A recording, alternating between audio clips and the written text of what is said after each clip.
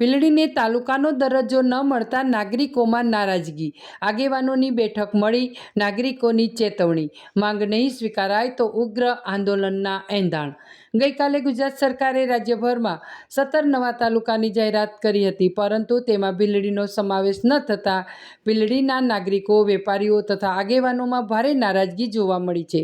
આજે ભીલડી માર્કેટયાર્ડ ખાતે આવેલ હનુમાનજી દાદાના મંદિરે આગેવાનો અને વેપારીઓની હાજરીમાં બેઠક યોજાઈ હતી।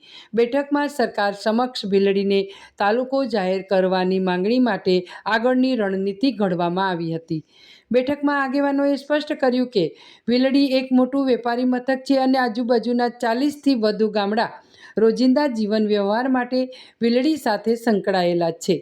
ભીલડીમાં વિશાળ માર્કેટયાર્ડ, મોટું રેલવે જંકશન, પીઆઈ લેવલનું પોલીસ સ્ટેશન તેમજ દરેક પ્રકારની સગવડો ઉપલબ્ધ છે, જેના કારણે સામાન્ય નાગરિકોના કામકાજ એક જ સ્થળે સરળતાથી થઈ શકે છે। તેમ છતાં હાલના સમયમાં ભીલડી આસપાસના ગામોના લોકોને દફતરી કામ માટે અન્ય તાલુકાઓમાં જવું પડે છે, જે ભારે મુશ્કેલીઓ ઊભી કરે છે। નાગરિકોએ ભારપૂર્વક જણાવ્યું કે ભીલડી તાલુકો બનશે તો લોકોનું ભણતર, વેપાર, રોજિંદા કામકાજ સહિત તમામ વિકાસને મોટો વેગ મળશે।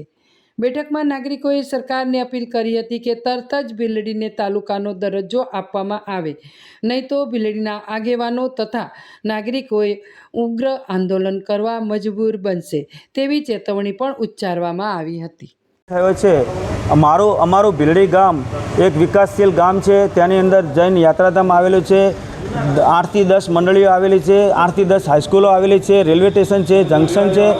આ બધા વિષયો ઉપરાંત હાલનું અમારું જે તાલુકા મથક છે ડીસા, તે આશરે 25 કિલોમીટર દૂર છે, જેથી કરી અને અમને અમારા ભીલડી આજુબાજુના ગામોના નાગરિકોને સરકારી કામકાજ માટે ડીસા જવું પડે છે અને ત્યાં ડીસા તાલુકો ભૂપૃષ્ઠની દ્રષ્ટિએ ખૂબ જ મોટો હોવાથી અને જનસંખ્યાના આધારે પણ મોટો હોવાથી ત્યાં પણ અમને બહુ જ તકલીફો પડે છે।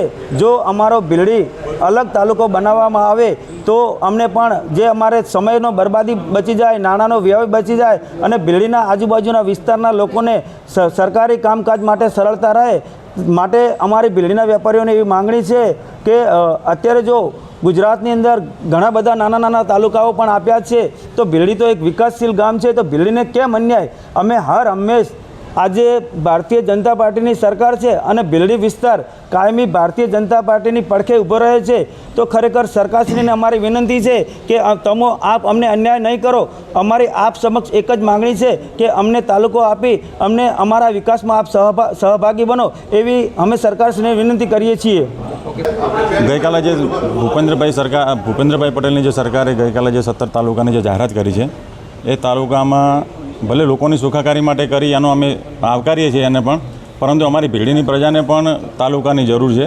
1996માં પણ અમારા ભીલડી તાલુકાની જાહેરાત અગાઉ થયેલી છે અને એના પછી રદ પણ થયેલો છે અને અત્યારે જે 17 તાલુકાની જે જાહેરાત કરી, સરકારે ખૂબ સારું કામ કર્યું છે અને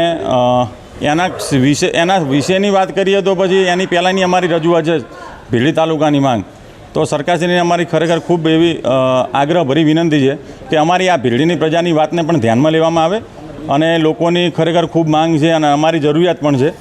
તો ભીલડીનું વેપારી મથક પણ ખૂબ મોટું છે, અહીંયા ભીલડી જંકશન પણ આવેલું છે, તો સરકારને અમારી એક જ વિનંતી છે કે ભાઈ ભીલડી તાલુકાનો દરજ્જો આપવામાં આવે અને એના વિશે સરકાર કંઈક વિચારે, જેથી જે છેવાડાના લોકો છે એમને પણ અન્યાય ના થાય અને એ લોકોને ન્યાય મળે।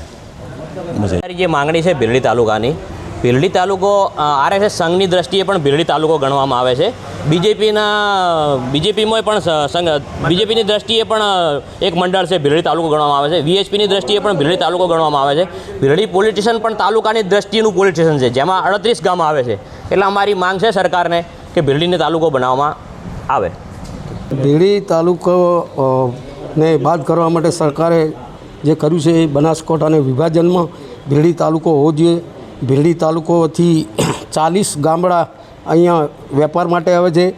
ભીલડી રેલવે સ્ટેશન જંકશન છે, ભીલડી જૈન દેરાસર છે, નેશનલ હાઈવે છે। ભીલડીની જનતાને અન્યાય થયો છે અને તાલુકો માગણી કરવા માટે અમે તમામ ગામ લોકો સાથે છીએ। ભારતીય જનતા પાર્ટીની સરકાર છે અને ભાજપની સરકાર હોવાથી અમને ન્યાય મળવો જોઈએ। ભારતીય જનતા પાર્ટીના પ્રમુખ જિલ્લાના અને પ્રદેશના પ્રમુખને મારી નમ્ર વિનંતી છે કે હું ભારતીય જનતા પાર્ટીના કાર્યકર્તા તરીકે માગણી કરું છું કે અમને તાલુકો મળે. અમને અન્યાય થયો છે, અમને તાલુકો મળે અને એ બધે બસ. આગામી દિવસોમાં કયા પ્રકારની રણનીતિ રહેશે? આગળના વખતમાં અમે સરકારને મળીશું, સરકારને વિનંતી કરશું અને પછી આગળનું વિચારીશું. ઓકે.